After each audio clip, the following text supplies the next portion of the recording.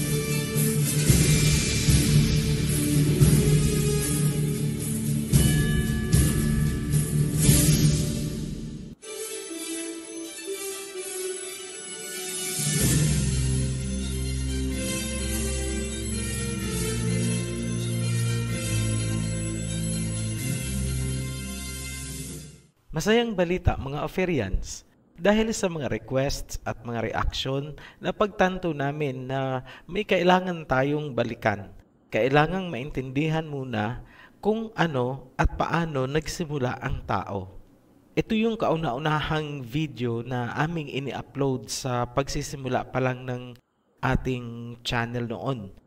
Ngunit nakakalungkot dahil hindi talaga naintindihan ng karamihan, nami-misinterpret talaga, kaya nagdesisyon kami na gumawa ng Tagalog version at ibahin ang approach at style.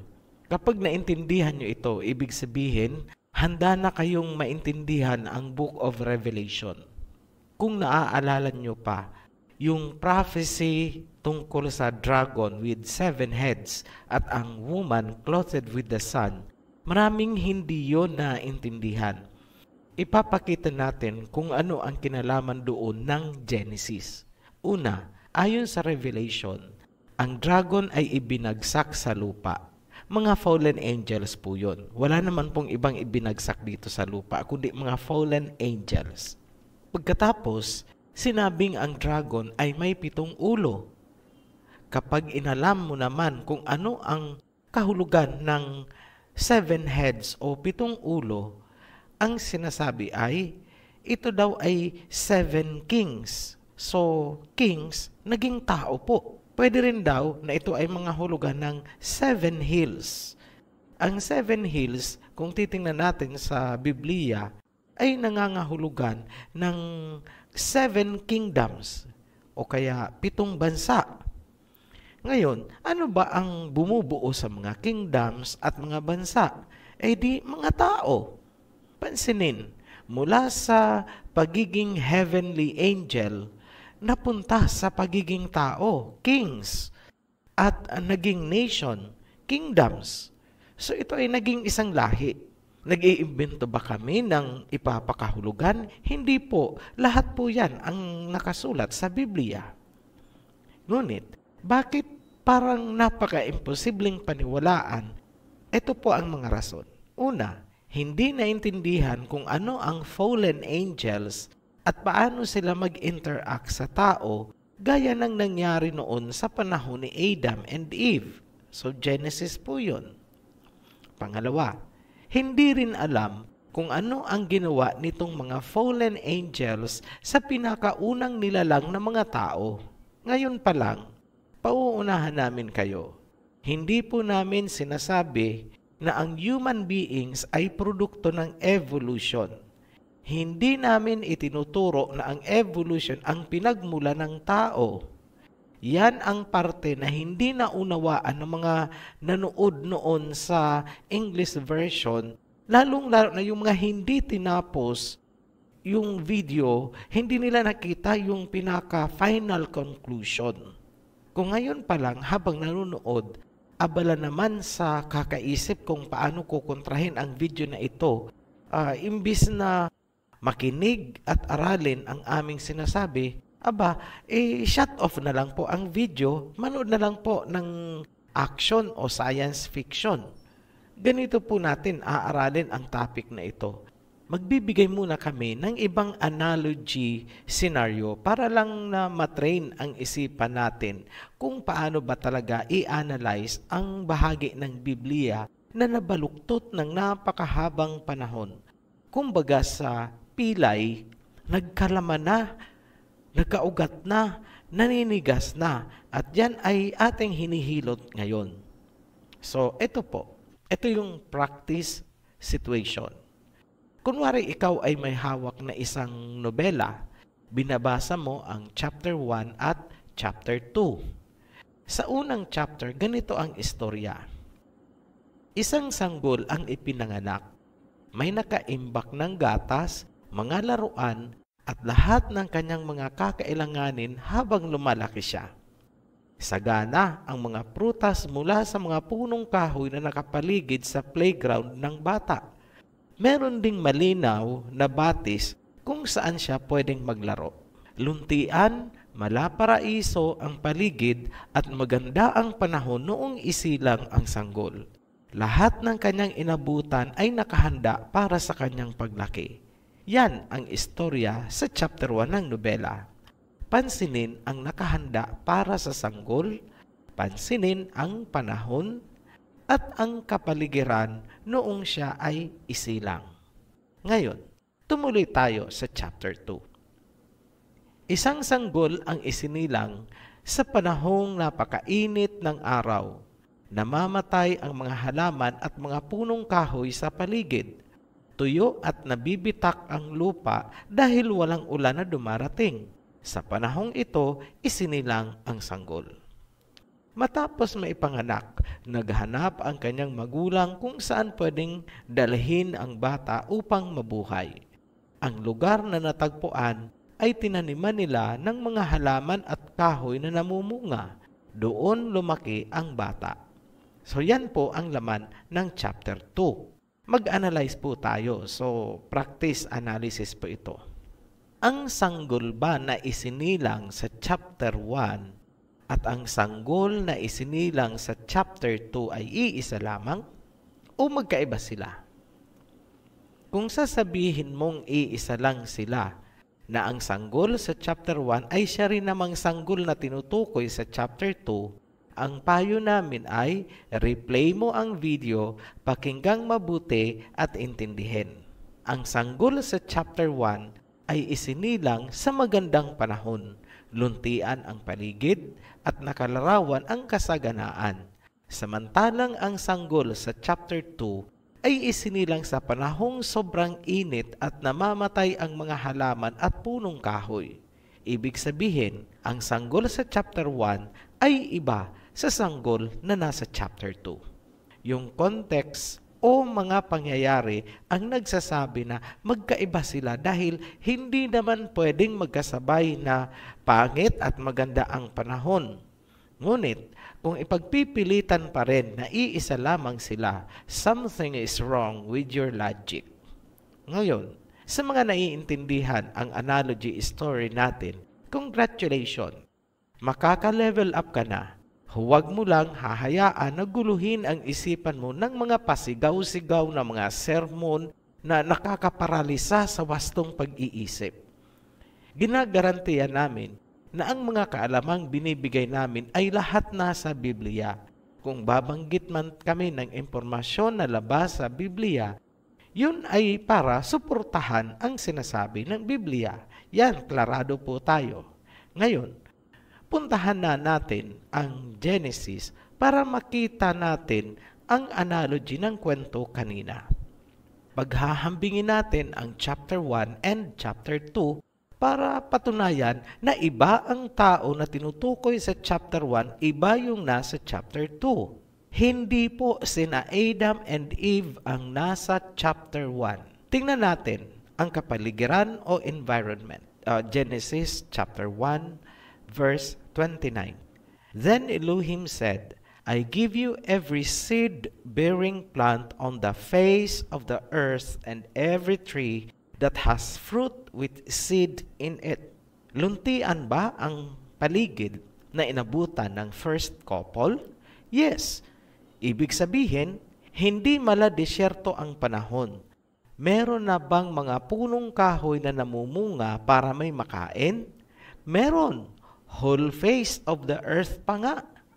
Ang sabi, I give you fruit-bearing trees. Buhay na buhay ba ang mga kahoy at halaman? Siguro po naman hindi magbibigay ang Panginoon ng patay na kahoy at natutuyong mga halaman. Sa makatuwid, pagdilat ng mata ng first couple at gusto nilang kumain, tara, mamitas tayo ng makakain. Ganyan po ang eksena. Nag-iimbento po ba tayo ng istorya? Hindi po. Lahat yan ay nasa Biblia. Ngayon, pansinin natin ang chapter 2. Ito yung kay Adam. So this is Genesis chapter 2 verse 5. Now, no shrub had yet appeared on earth, and no plant had yet sprung up, for Elohim had not sent rain on the earth, and there was no one to work the ground. Then Elohim formed a man from the dust of the ground, and breathed into his nostrils the breath of life, and the man became a living being. Now Elohim had planted a garden in the east in Eden, and there he put the man he formed. The Elohim made all kinds of trees grow out of the ground, trees that were pleasing to the eye and good for food. Tingnan nyo ang panahon at sitwasyon kung saan dumilat ang mata ni Adam. Walang halaman, walang kahoy, not even shrub. Tuyot ang lupa, mainit. In short, parang disyerto, barren land. Sa makatuwid, ibang pangyayari, ibang lugar, at ibang panahon ito. Kabaliktaran ang sitwasyon ni Adam kumpara sa first couple sa chapter 1. Klarado po, di ba? Pansinin na sa chapter 1, wala pang tao, may nakahanda ng namumungang kahoy. Buong mundo pa, whole face of the earth. Samantala, sa chapter 2, andyan na si Adam, saka palang nagtanim ng kahoy. Nakita nyo po ang kaibahan? Sa chapter 1, wala pa yung tao, nakatanim na at namumunga na ang mga kahoy. Dito sa panahon ni Adam, nandyan na si Adam, saka palang nagtatanim ng kahoy. Tingnan nyo naman ang mandato sa first couple at ihambing natin kay Adam. Ang first couple ay inutusan na magpakarami, populate the world. Kaya nga inihanda ang mga fruit-bearing trees in the whole face of the earth. Ibig sabihin, ang couple at ang kanyang mga anak ay pwedeng umikot buong mundo. Malaya silang mag-migrate kung saan nila gusto. May pagkain na inihanda para sa kanila. Go forth and multiply. Ganyan din po ba ang sitwasyon ni Adam at Eve sa chapter 2? Basahin natin. Verse 5. Now, no shrub had yet appeared on the earth, and no plant had yet sprung up, for Elohim had not sent rain on the earth, and there was no one to work the ground. So ano po yung expectation?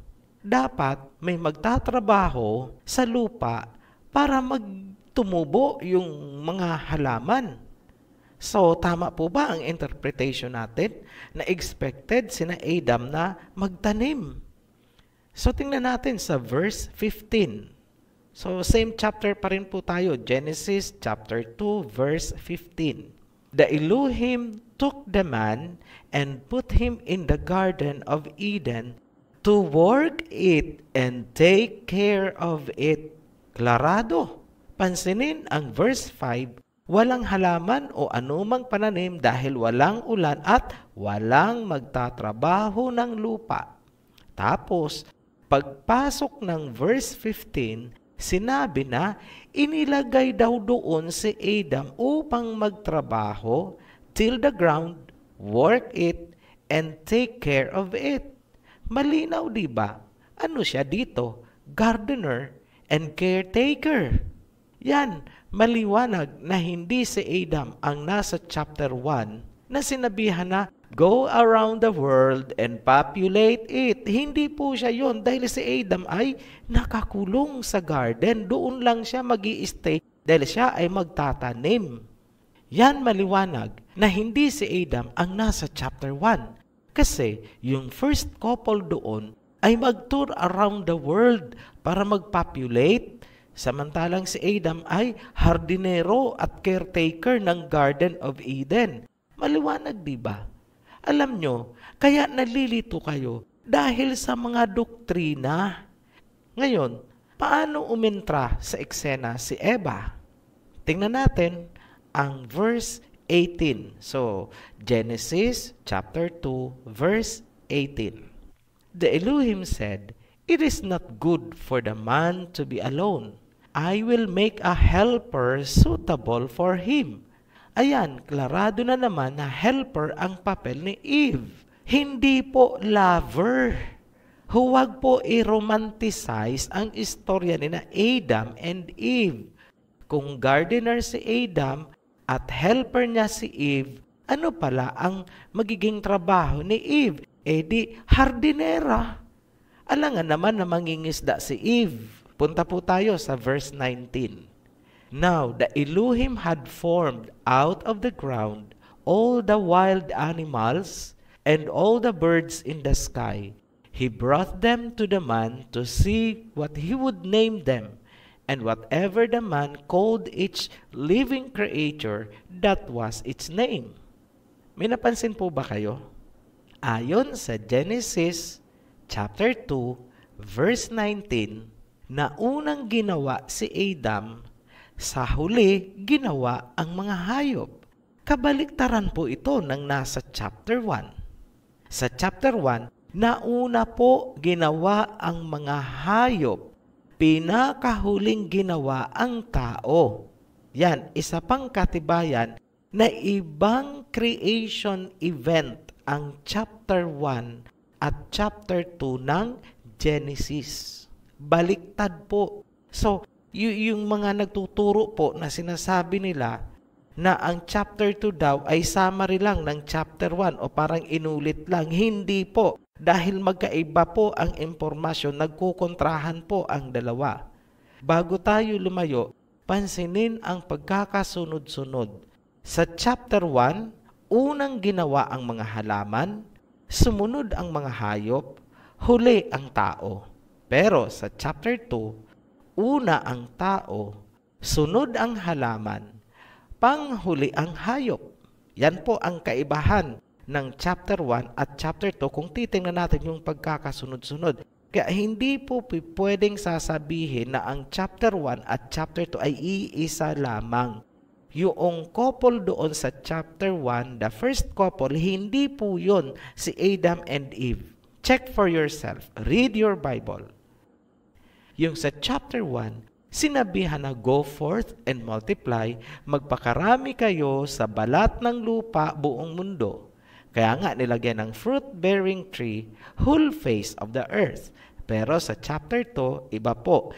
Hindi pwedeng umalis sina Adam and Eve sa garden, nakakulong lang sila doon at hindi sila pwedeng lumabas, secured. Paano namin nasabi? Kasi may mga responsibilidad sila. Maliban dyan, may perimeter fence ang garden, may gate na gwardyado ng angels. Ano ang responsibility ni Adam and Eve? Kailangan nilang linangin ang garden, caretaker sila, pangalawa, may mga animal silang dapat alagaan. So in short, gardener and zookeeper. Ngayon, ang purpose ba? Bakit ginawa si Adam and Eve ay para magpakarami? Hindi po. Hindi po natin binabaluktot ang Biblia. Pero tandaan na ang sinabihan na magpakarami ay ang first couple sa chapter 1. At napatunayan na natin na hindi yun sina Adam and Eve dahil sa mga magkakasalungat na pangyayari. Mahabang panahon ang agwat ng mga pangyayari sa pagitan ng chapter 1 at chapter 2. Ang mga pangyayaring yun ang missing link. Bakit nilikha sina Adam and Eve at bakit kailangan na ikulong muna sila sa isang secluded, restricted, protected zone na tinawag nating Garden of Eden. Maraming fragmented na information sa Biblia na kapag pinagsama-sama ay nagbibigay ng paliwanag para maintindihan kung ano ang naganap. At yan ay susuportahan din ng mga scientific findings. Tandaan na ginagamit natin ang science upang suportahan ang Bible. Don't get us wrong. Ang palatandaan ng malaking pangyayari ay makikita doon sa bungad ng chapter 2, kung saan inilarawan na sa panahon na ginawa si Adam ay walang ulan, natuyo ang lupa, walang mga halaman, walang mga punong kahoy. Ano ang mangyayari doon sa first batch ng tao na nilikha sa chapter 1? Mamamatay. Kung nakasecure sina Adam and Eve at hindi pwedeng lumabas, ibig bang sabihin may danger sa labas? May peligro ba? May epidemic ba na posibleng makakontaminate sa kanila? Kung titingnan kasi sa modernong pananaw, naka-protective isolation sina Adam. Gaya ng sinabi natin kanina, may mga fragmented na impormasyon, magkakawatak-watak na impormasyon na makakatulong sa atin para maunawaan ang mga pangyayari. Uunti-untiin natin yan habang nagpapatuloy ang series na ito. Muli po kaming nagpapasalamat sa inyong patuloy na pagtangkilik sa ating mga videos. Hanggang sa muli, be blessed, Ophirians. Share and like lang po kung kayo po ay nasiyahan sa inyong napanood at kung nasagot ang inyong mga katanungan. Maraming salamat po. Be blessed.